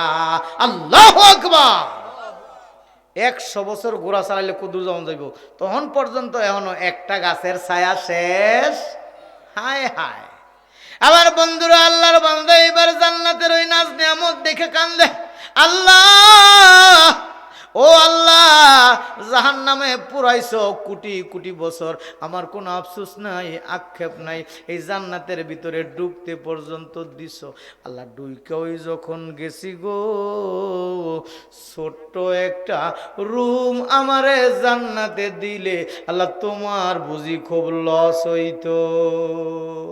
আল্লাহ কই, বান্দা কি কইছিলি আবে হায়াতের কিনারায় দাঁড়ায়া জান্নাত দূরে থেকে দেখবি, ভিতরে ঢুকছ এখনো চাস। আল্লাহ রাব্বুল আলামিনের রহমতের খেলা। বলবে, বান্দারে তোরে মাফ করছি মানে তোর জন্য আমি জান্নাতের ঘর বানাইছি। যারা ঈমানদার তাদের প্রত্যেকের জন্য জান্নাতে ঘর আছে। আল্লাহ রাব্বুল আলামিন কাফের বেঈমানদের জন্য জান্নাতে ঘর বানাইছে। মৃত্যুর সময় হাত্তা জুরতুমুল মাকাবির, নবীজি বলেন আল্লাহর বান্দারা যখন মৃত্যু শয্যায় শুয়ে পড়ে তখন দেখবা কান্দে, হাসে, 2 রকম সুরত হয়। আপনারা মুরব্বীরা হয়তো দেখছেন, নবীজি বলেন, জানো কেন কান্দে? আল্লাহর বান্দা যদি জান্নাতি হয় এই লোকটারে জাহান্নামের ঠিকানাটা দেখায়। ও বান্দা, এই যে জাহান্নামটা তোমার জন্য বানানো হয়েছিল, আগুন জ্বলতেছে রে। ও বান্দা, দুনিয়াতে কষ্ট করছো, ফজরের সময় ওইটা ঠান্ডা পানিতে ওযু করে মসজিদে গেছো, মানুষ 2 নম্বরে ব্যবসা করে বড় লোক হয়েছে, বিল্ডিং বানাইছে, তুমি সঠিক ব্যবসা করছো, মানুষ নিজের ইচ্ছা মতো চলছে, তুমি কোরআন প্রতিষ্ঠার আন্দোলন করেছ, জীবনের ঝুঁকি নিয়ে কোরআন প্রতিষ্ঠার জন্য কাজ করছো, এর পক্ষে ছিলা, এই জন্য ওই জাহান্নামটা আমার আল্লাহ তোমার থেকে তালিকায় নাম কাইটা দিছে রে। এবার ডান দিকে তাকায় দেখো, ওই যে সবুজ সমারোহ, বিশাল এরিয়া, প্রাচীর বেষ্টিত জান্নাত, এইটা তোমার জন্য আমার আল্লাহ বরাদ্দ দিছে। কন্যা সুবহানাল্লাহ। এইবার আল্লাহর বান্দা হাসতেছে ওইদিকে চায়া, আমরা ওইদিকে কিন্তু চায় না। আবার নবীজি বলেন ঠিক বিপরীত চিত্র, কাফের বেঈমান যেগুলা, তাদের জন্য আল্লাহর ফেরেশতারা প্রথম জান্নাতটা দেখায়। এত সুন্দর জান্নাত তোমার জন্য ছিল, তুমি কাম দিয়া দুনিয়ার জিন্দেগিতে আমলে সলেহ নেক কাজ দিয়া জান্নাতটা কামাইতে পারলা না, এই জন্য জান্নাতটা আল্লাহ রাব্বুল আলামিন তোমার বরাদ্দ থেকে কাইটা দিছে। এখন ওই যে আগুনের জাহান্নাম, এটারে তোমার জন্য আমার আল্লাহ বরাদ্দ দিছে। আল্লাহর বান্দা এবার প্রথমে হাসে, শেষে কান্দে। আমার বন্ধুরা, সবার শেষে মুক্তি পাওয়া লোকটা এবার খোঁজে রুম। তোরে মাফ করছি বেটা, জান্নাত না বানায়া আল্লাহ গেছিলাম আন্নাহা মুলিআত। নবীজি বলেন ওই লোকটা আল্লাহকে বলবে, আল্লাহ জান্নাতের দরজায় দরজায় ঘুরে দেখছি, প্রত্যেক ঘর যার যার এক একজনে দখল করে রাখছে, আমারটা নাই। আল্লাহ বলবেন, ফেরেশতারা রে, তোমরা কই? আমার বান্দারে একটু লইয়া লইয়া মিছিল দিয়া দিয়া তার জান্নাতে পৌঁছায়া দাও। কন্যা সুবহানাল্লাহ।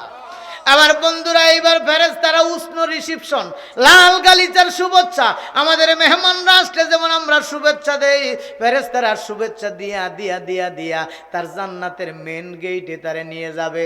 মেন গেটের গেটটা ভিতরে ফেরেশতারা খুলে দিবে। ভিতরে ঢুইকা তাকায়া দেখে 60 মাইল লম্বা একটা বিল্ডিং আমার আল্লাহ একটা মুক্তার দানা দিয়া বানাইছে। আল্লাহু আকবার। এটা কোনো ইট না, সিরামিক্স না, মুক্তার দানা। এটা লম্বা হলো 60 মাইল। এর ভিতরে এমন মখমলের বিছানো আছে বাবা, আল্লাহর বান্দার ভিতরে ঢুকার পরে আডু পর্যন্ত গাইরা গেছে। বেড়ায় যায় আমগর গাজীপুরের বাসায় কইলে কোন লাগবো, লেত্তর দিয়া বইছে পরে ফেরেশতারা কয়, উঠেন উঠেন। বইছেন কে? এবার বেড়ার ভিতরে একটা কামড় দিয়া লাইছে। হ্যাঁ, তাহলে কি আমারটা বাতিল? আমার আল্লাহ কইছে আমারে মাফ করছে, আমারে জান্নাত দিব।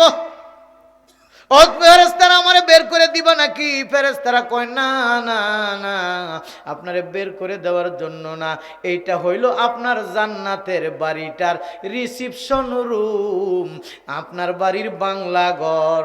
আগের দিন আসিন একটা বাংলা ঘর, বাংলা ঘরে মালিক তাহে নিও, বাংলা ঘরে তাহে লজিং মাস্টার, এলাকার মানুষ দেখা করতে এলে বাংলা ঘরে বইয়া চা খাইয়া চলে যায়। আপনি বাংলা ঘরে থাকবেন কেন? আপনি একটু সামনে চলেন। ফেরেশতারা উষ্ণ রিসিপশন লাল গালিচা দিয়ে আর সামনের দিকে নিয়ে যাবে। সামনে যাইয়া দেখবে 100 তলা একটা বিল্ডিং। এই বিল্ডিংটা আগের বিল্ডিং এর চাইতে আরো বেশি সুন্দর।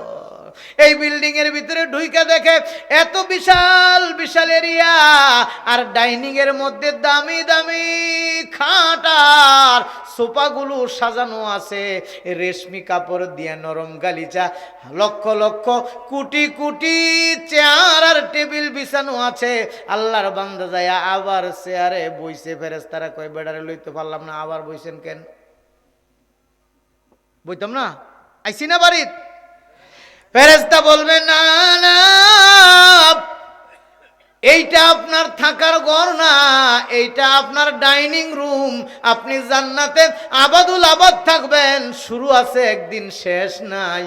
আপনার জান্নাতে দুনিয়াতে যারা বন্ধু ছিল আজকে জান্নাতি হইছে, তারা মাঝে মধ্যে বেড়াইতে আসবে, এই ডাইনিং এ বসায় তাদেরকে খাওয়াইবেন। ডাইনিং ঘরে কেউ থাকে নাকি? আপনি তো মাস্টার বেডে যাবেন। সুবহানাল্লাহ।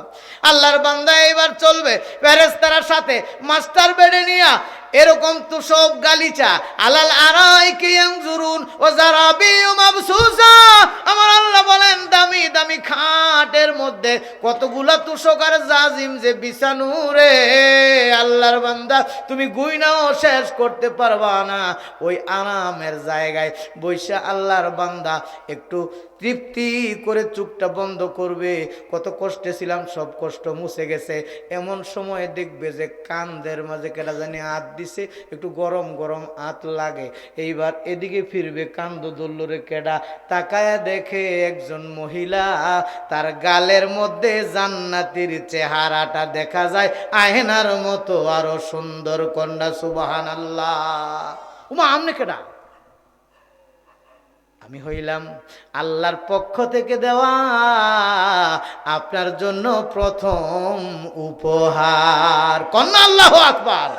আমার বন্ধুরা, এবার আল্লাহর বান্দা খুঁজবে আমার বিবি কই, উনিও আছেন এই জান্নাতের সাম্রাজ্য, আপনি সম্রাট আর আপনার বিবি হইল সম্রাজ্ঞী, আর আমারে ধরতে পারেন আপনার বিবির চাকরানি। কন্যা সুবহানাল্লাহ। আলে চাকরানির চেহারাটা যদি এমন হয় তাহলে বিবির কি অবস্থা? ও বন্ধুরা, ওই আরামের জান্নাতের মধ্যে আলাল আরাইকি ইয়ানজুরুন মুত্তাকিন, আল্লাহ রাব্বুল আলামিন এরকম ঠেস দিয়া বসবে। হঠাৎ করে দেখবে যে পাশে দিয়া উট পাখির মতো কয়েক মন গোস্ত আছে গায়ের মাঝে, বিশাল বিশাল ডানা জাপটায়া এই উট পাখিটা উইরা যাইতেছে। যখন তখন আল্লাহর বান্দা কবে, আহা গো আল্লাহ, আমি এত কষ্ট কইরা এবার জান্নাতে আইলাম, এই জান্নাতে এমন সুন্দর পাখি, আরে উইরা গেছে পরে যে সুন্দর আওয়াজটা হইছে, দেখতেও যত সুন্দর লাগছে। আচ্ছা, এটার গোস্তটা খাইতে জানি কেমন মজা। কেউ তো হনো নাই, একলাই কইতেছে। হঠাৎ করে তাকায় দেখে একজন খানসামা বিশাল বড় একটা ডিশের মধ্যে ওই আস্ত উট পাখিটা ভাজি কইরা ভুনা কইরা মশলা দিয়া তার সামনে আনছে, ধোয়া উঠতেছে। চিল্লা এখন সুবহানাল্লাহ। জান্নাতি কয়, এই এটা কি? উট পাখিটা যে উড়ে গেছে, দল্লা কোন সময় আর রানলা কোন সময়? ওই বান্দা, এটা দুনিয়া না, দুনিয়াত না সময় লাগে মেহমানরে বয় থুয়া একটু এই রান্ধ মারো, কত অবস্থা। আমার একদিকে এরকম মেহমানরা আইসে, রান্ধা হনো হইছে না, এরা সরম, এরা কইতেছে খাওন দিন, কেমনে সামালবো। এইবার মুরব্বী একজন সালা খাই কইতেছে, হ্যাঁ আপনাকে একটু গুনমো আমি, কয়জন আইসেন মেহমান? 1 2 3 4 39 কইছে। পরে এরপরে যে বইছে লারা মারছে, ইস পেশটা লেগে গেছে, কোনটা 39, এটা না হেটা, হইছে না কোনটা, আবার হইলা, আবার 1 2 3 4, এইবার মোটামুটি একবারে 75 পর্যন্ত গেছে। পরে 76 নাম্বারটা লালা মারছে, ধর্মী আপনাকে লাগা পারলাম না, শান্তিতে না বলে গুনন যায়, আবার হইলাতে এমন করতে গুন্না বইছে 3 ঘন্টা শেষ, পয়লা রান্দা হয়েছে, তাড়াতাড়ি প্লেট দেও। আমার বন্ধুরা কই, এটা দুনিয়া না রে আল্লাহর বান্দা, এটা আখেরাত। আমি তো কইও নাই, কই মনে মনে কি কইছেন? কই মনে মনে কইছিলাম পাখিটার গোস্তটা কত জানি স্বাদ। আমার আল্লাহ বলেন, তোমারে ফিহা ওয়ালাকুম ফিহা মা তাশতাহি আনফুসুকুম ওয়ালাকুম ফিহা মা তাদউন। তোমার মনে যা চাইবো তা পাইবা, মুখ ফুটটা যা কইবা তাও পাইবা। আল্লাহ কয়, মুখ ফুটটা কইছো, মনে কামনা করছো, এইটুকু পর্যন্ত শেষ না, ওয়ালাদাইনা মাজিদ। আমি আল্লাহর কাছে রে বান্দা, এর চাইতে আরো অনেক বেশি তোমার জন্য আছে। আল্লাহু আকবার। আমার বন্ধুরা, এই জন্য আল্লাহ বলেন, আলহাকুমুত তাকাসুর, বেশি বেশি খাই পাই করো না, তোমার যা আছে তাতে সন্তুষ্ট থাকো, হালাল ভাবে জীবনটা চালাও রে, আমার আল্লাহ ওই জান্নাত তোমারে লেখা দিবে। ও বন্ধু, আপনার আমার এই সম্পদ, আমি মোনাজাতের দিকে আগাচ্ছি, এই সম্পদ আপনি আমি যা কামাই করলাম, আরেকটা হাদিস তাফসিরুল কোরআন বিল হাদিস, এটা করে আমি শেষ করছি। নবীজি বলেন, আদম সন্তান তুমি শুধু বলো মালি মালি, আমার সম্পদ। ওই বাড়িটা আমার, এই যে গাড়িটা দেখতেছেন এটা আমার, দক্ষিণ দিকের বাগুন ক্ষেত এটা আমার, এই ক্ষেতের কোনার যে তাল গাছ এটাও আমার, খালি আমার কয়। নবীজি বলেন, তোমার তো কিচ্ছু না, তোমার 3টা সম্পদ। কয়টা? খেয়াল করেন, কয়টা সম্পদ? 1 নাম্বার, তুমি যেটা আল্লাহর হস্তে দিছো ওটা তোমার। মানে এই যে গোরস্থানে লিখে দিছে আমার যে বাবারা জায়গাগুলো, এই সম্পদ তোমার। তুমি আল্লাহর হস্তে যেই টাকাটা দান করছো এটা তোমার। তুমি যেই কাপড়টা পইরা পইরা ছিঁড়তে পারছো ওই কাপড়টা তোমার হইছে। যেই খানা খাইয়া পেটে ঢুকায়া হজম করতে পারছো ওই খানা তোমার হইছে। হজম করার আগ পর্যন্ত ওই খানার মালিকানা তোমার না। কথাটা খেয়াল করেন, চিকুন কথা। আপনি আমি যেই সম্পত্তির মালিক, ধরেন 5 পাহি, এর মধ্যে আধা পাহি দিছেন কবরস্থানে, ঈদগাহ, মাদ্রাসায়, এইটা আপনার। আর 4.5 পাহি আপনার 2-3 ছেলে তারা ভাগ করে নিয়ে যাইবনি। এখন বাবার লাশ উপরে রাইখা ও সম্পত্তি ভাগ করে ঘটনা বাংলাদেশে ঘটতেছে। উচ্চ শিক্ষিত, চাকরি করে, বড় বড় অফিসার, ব্যবসা করে, এই সন্তানগুলো রাইখা বাবায় তাকে বৃদ্ধাশ্রমে ঈদ কাটায় আইসা বাবায় কান্দে আর কয় এই লেগেনি সন্তান পালছিলাম, ঈদের দিনও আমারে বৃদ্ধাশ্রম থেকে আনে নাই। অমুরব্বী কেমনে বাইত গেলেন গা আপনারা? কই গেলেন? কোন বাড়িতে গেলেন? এই বাড়ি তো আপনার না। তাহলে যে সম্পদটা দান করবেন আপনারা এই 2 দিন পর্যন্ত যা দিয়েছেন আগে পরে সামনে আরো দিবেন, ওইটা আপনার মালিকানা। নিজের বুঝটা নিজে আগে বুঝা যান। আপনার রেখে যাওয়া সম্পদগুলা আমাদের গাজীপুরে কয় কামাইছে কামাল দি আর সম্পদ লুডায় জামাল দি, ঠিক কিনা? আপনার রাখা সম্পত্তি এগুলা বেচা এমন হতে পারে আপনার সন্তানটা গাঞ্জার আসর বন্ধু বান্ধবরে নিয়ে চিল্লি করবে আর সময় কাটাবে, আপনার জন্য মোনাজাতে হাত তুলবে না, ঠিক কিনা? এই জন্য নবীজি বলেন দান করে দিয়া সম্পত্তি দিলে ওইটা তোমার। হাত্তা জুরতুমুল মাকাবির আয়াতের তাফসিরে নবীজি হাদিসটা কি দিছে খেয়াল করেন। যেই কাপড় তুমি পয়রা পয়রা ছিঁড়তে পারলা ওইটা তোমার। যদি না ছিঁড়া আদা পুরান আদা নতুন কাপড় রাইখা যান ওই কাপড়ের মালিকানা আপনার না। আপনি মরার পরে দেখবেন ফকির মিসকিন আসছে, তাদেরকে মহিলারা ওই কাপড় দিয়ে দিছে, আরেকজনে লইয়ে গেল। এখন আবার ফহিরাও নেয় না। আমি কইছিলাম আমার একটা জুব্বা আছে, তুমি যখন কাপড় চাও কয় না জোর এত্তেবালা জুব্বা আমারই আছে, একটা লুঙ্গি থাকলে দিয়েন। শুনছেন কথাবার্তা? ফহিরেও নেয় না। এখন মহিলারা এই পুরান কাপড় দিয়া সিলভারের ডেক কিনে।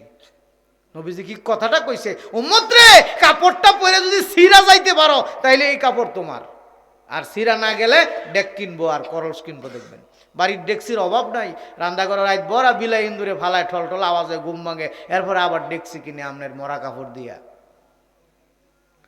নবীজি বলেন খাইয়া যদি হজম করতে পারো তাইলে ওই খাবার তোমার। হজম না হওয়া পর্যন্ত আপনার খাবার না।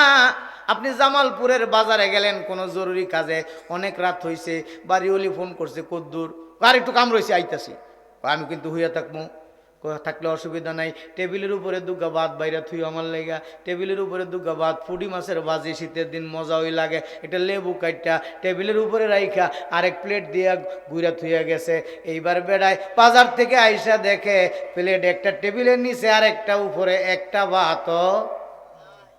এটাই কয় যে কপালও না থাকলে, কিসমতে না থাকলে বাড়া ভাত বিলায়ে খায়। দেখছেন কারবার? বাড়িউলি কিন্তু কইছিল যে বাত আপনার নিয়ত করে আপনার লাগে বাড়ছে, কিন্তু আল্লাহ কো বান্দা আমি রাখছি না তোর রিজিকে, এটা বিড়ালের রিজিক, তুই খাবি কেমনে? যা দেখ মুড়ি আসেনি, দুগা মুড়ি কাঁচা মরিচ দিয়া সাবাই খাই বানি খাই হইয়া থাক। দেখছেন রিজিকটা কি? নবীজি কিন্তু আরো আগাইছে, হজম করার আগ পর্যন্ত তোমার না। এটা আবার কোনটা? খাইয়া লাইছি পেটের ভিতরে, এই খাবারও আমার না। কেমনে আমার না? মাঝে মধ্যে দেখবেন আপনি কোথাও যাই দাওয়াত খাইছেন, দাওয়াত খাওয়ার পরে আইসা খালি আপনার বাড়ি তো ঢুকতে পারছেন না, সালাদ গেছেন, এমন সময় পেটটা একটা লাড়া মাইরা মাথায় একটা গুড়ান মারছে, বইয়া পড়ছেন, কক করে বমি করে ফালাই দিচ্ছেন। এমন ঘটনা মাঝে মধ্যে হয় না কি হয় না? পশ্চিম পাড়াতে দৌড়ায় একটা লাল কুকুর আইছে, পূব দিকে একটা কালো আইছে, দুইটায় সব সব সব সব করে খাইতেছে। আপনার খালি মাথাটা ঘুরতেছে, কামটা কি হইলো? খাইয়াইলাম এরকম মজার খাওন। আমার আল্লাহ আরশে আজিম থেকে ডাক দে, বান্দা আরে ওই বাড়ির এই যে দামি দামি খাবার, রোস্ট, মাছের টুকরা, কি সুন্দর ভাজি আর মিডুরি, হ্যাঁ আগের দিন আসিল, এইতে তোর এখন নাই, হ্যাঁ, নাইরল দিয়া বানাইতো, গুড় দিয়া, কি মজা করে আপনারা খাইছেন। আমরাও খুব বেশি দিন পাইছি না, হালকা পাতলা পাইছি আর কি। মিডুরিটা আসলেই মজা আছিল, কি করেন। ওই যে আমগর দিকে এক লোক আসছিল, দাওয়াত ছাড়াই খালি মানুষের বাড়ি যাইতো। এখন পোলাপান যখন বড় হয়েছে, পরে কয় বাবার আর দেওয়ান যাইতো না, এক ঘরের ভিতরে না থুইয়া বাতটা আটকায় থুইয়া গেছে, কয় দাওয়াত ছাড়া গেলে সরম, আমরা বড় হয়েছি। এবারে বইয়া বইয়া কইতেছে, কয় আজকে যাইতেলাম না, কত খাইছি, মেহমান তো আয়া বইতেছে গো, মনে মনে কল্পনা করে আর কয় আর কি। এরপরে কয় ইস আদ্য আয়া লাইছে, এইবার বাজি দিছে, এ খাইছে, বাজি শেষ, গোস্ত দিছে, ডাইল, কইতে কইতে পরে কই এই গো দিছে মিডুরি, কই আছে দরজাতে একটা ধাক্কা দিছে, মিডুরির ঠেলায় দরজা খুললে বেড়াই গিয়া দাওয়াতে উপস্থিত। রে বন্ধু, এত স্বাদের খানা ওই বাড়িতে। আমার আল্লাহ এই দামি দামি খাবারগুলো এই কালো কুকুর আর লাল কুকুর দুইটার নামে আল্লাহ লেখছে, কিন্তু এই কুত্তা দুইটা এই বাড়ি গেলে আহর খাওয়ানটা দিবনি। হায় হায়, মুরব্বী একটা 70 বছর বয়স, পোলাপানে বিয়া বাড়ি, কত কাম করতেছে আগের দিন ধইরা পরের দিন পর্যন্ত। এই যখন রান্না বান্না রেডি হয়েছে, এইবার মুরব্বীরে কয় কাকা এই যে এক বাসন ফান আর সুবারি দিলাম আর একটা লাডি তো আপনার তো আছে, আপনার খালি কুত্তা খাইবেন, আপনার আর কোনো কাম নেই, অন্য কঠিনগুলা কাম আমরা করতেছি। এখন এই লাডির ডরে কুত্তা আর হেন যায় খাইতে পারে না। আল্লাহ কয় বান্দারে আমি তো বরাদ্দ দিছি এই দুইটারে, তা করে কেমনে খাওয়ামু? আরে বাজার থেকে কোনো কিছু আনতে যেমন একটা ব্যাগ লাগে, হুজুরের খাবার পৌঁছানোর জন্য যেমন একটা টিফিন ক্যারিয়ার লাগে, ওই বাড়িতে দুই কুত্তার খাওয়ান আনোর লাগা তোর ফ্যাক্টরে আমি টিফিন ক্যারিয়ার বানাইছি, এই জন্য এত দূর আনছি, এরপরে আর তুই ঘরে লইয়া যাইতে পারবি না, বমি করে দিছ, তারা খাইয়া গেছে। সুবহানাল্লাহ কইতে ইচ্ছা করলো না। আল্লাহ কিন্তু সেই কথাটা কইছে, নবী ওইটাই কইছে, যতক্ষণ পর্যন্ত খানা খাইয়া হজম করতে না পারবা ততক্ষণ এই খানা তোমার হইল। সুতরাং আজকে থেকে আসেন একবারে আমি সহ তওবা করি, আল্লাহ আমারে যা বরাদ্দ দিয়েছে আলহামদুলিল্লাহ খুশি। বৈধ অবৈধ দুনিয়ার যত রকমের কাম কইরা, কঠিন পরিশ্রম কইরা, তা বলি না যে পরিশ্রম করবেন না, এরকম না, পরিশ্রম করবেন, কিন্তু সাধ্যের বাইরে পরিশ্রম। নামাজের সময় নামাজ হয় না, একবারে বই এলাম যে ক্ষেত ফেয়ার মধ্যে নামছি, একবার আসরের লগে পড়বো, কত খাটনি খাটো তুমি, ফোলাটা শেষ কাটালে হয়েছে নামিলা, এটার কিছু করে দিয়ে যেমন লাগতো না, এটা করতে যায় সে নামাজও যায় না। এবং মজার ব্যাপার দেখবেন যে দোকানদার দোকানদারি করে, আসরে নামারে আজানটা দিছে বলে কাস্টমার যে জমছে, ও আল্লাহ তারে পরীক্ষা করে যে বান্দার দেখি তুই নমাজও যাস না, এন দোকানদারি করে চাই, কয় যে সারাদিন বয়ে রয়েছি মাসি মারছে, লোক আইসে না, কতক্ষণ বেচা লই, বেচতে বেচতে বেচতে বেচতে আসরের জামা তো শেষ, সূর্য লাল হয়ে গেছে। আছে নাকি নাই?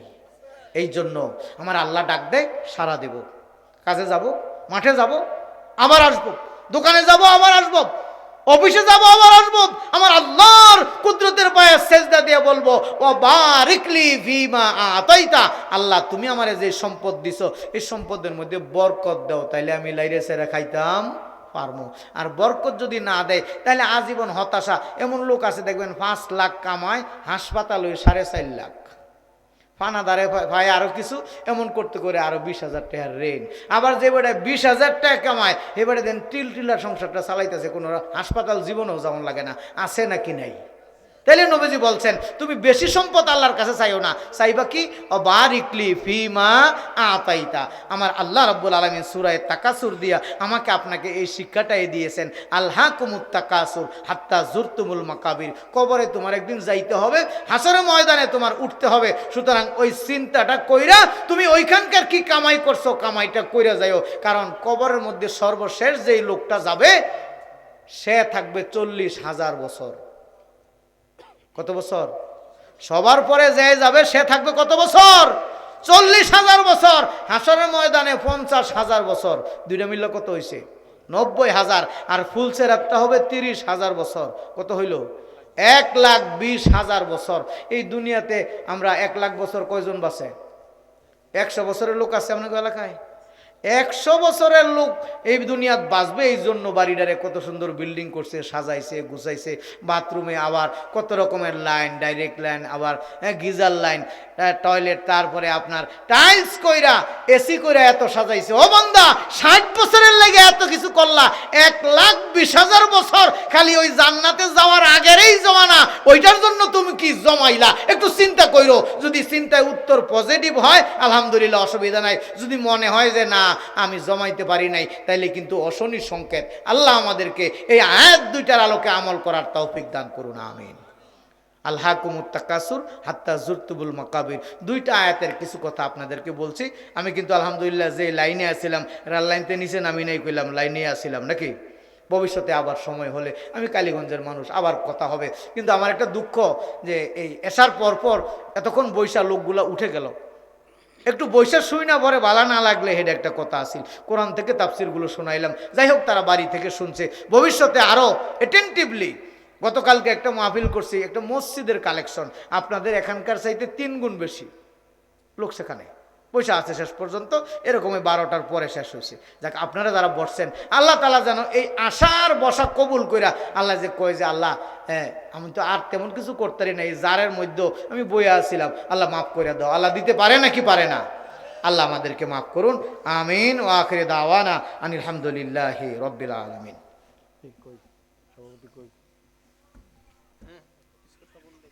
হ্যাঁ, কিছু একটু কইবেন না, একটু সবত একটু কম লাগে তো, একটু হালকা একটু ফর্মালিটি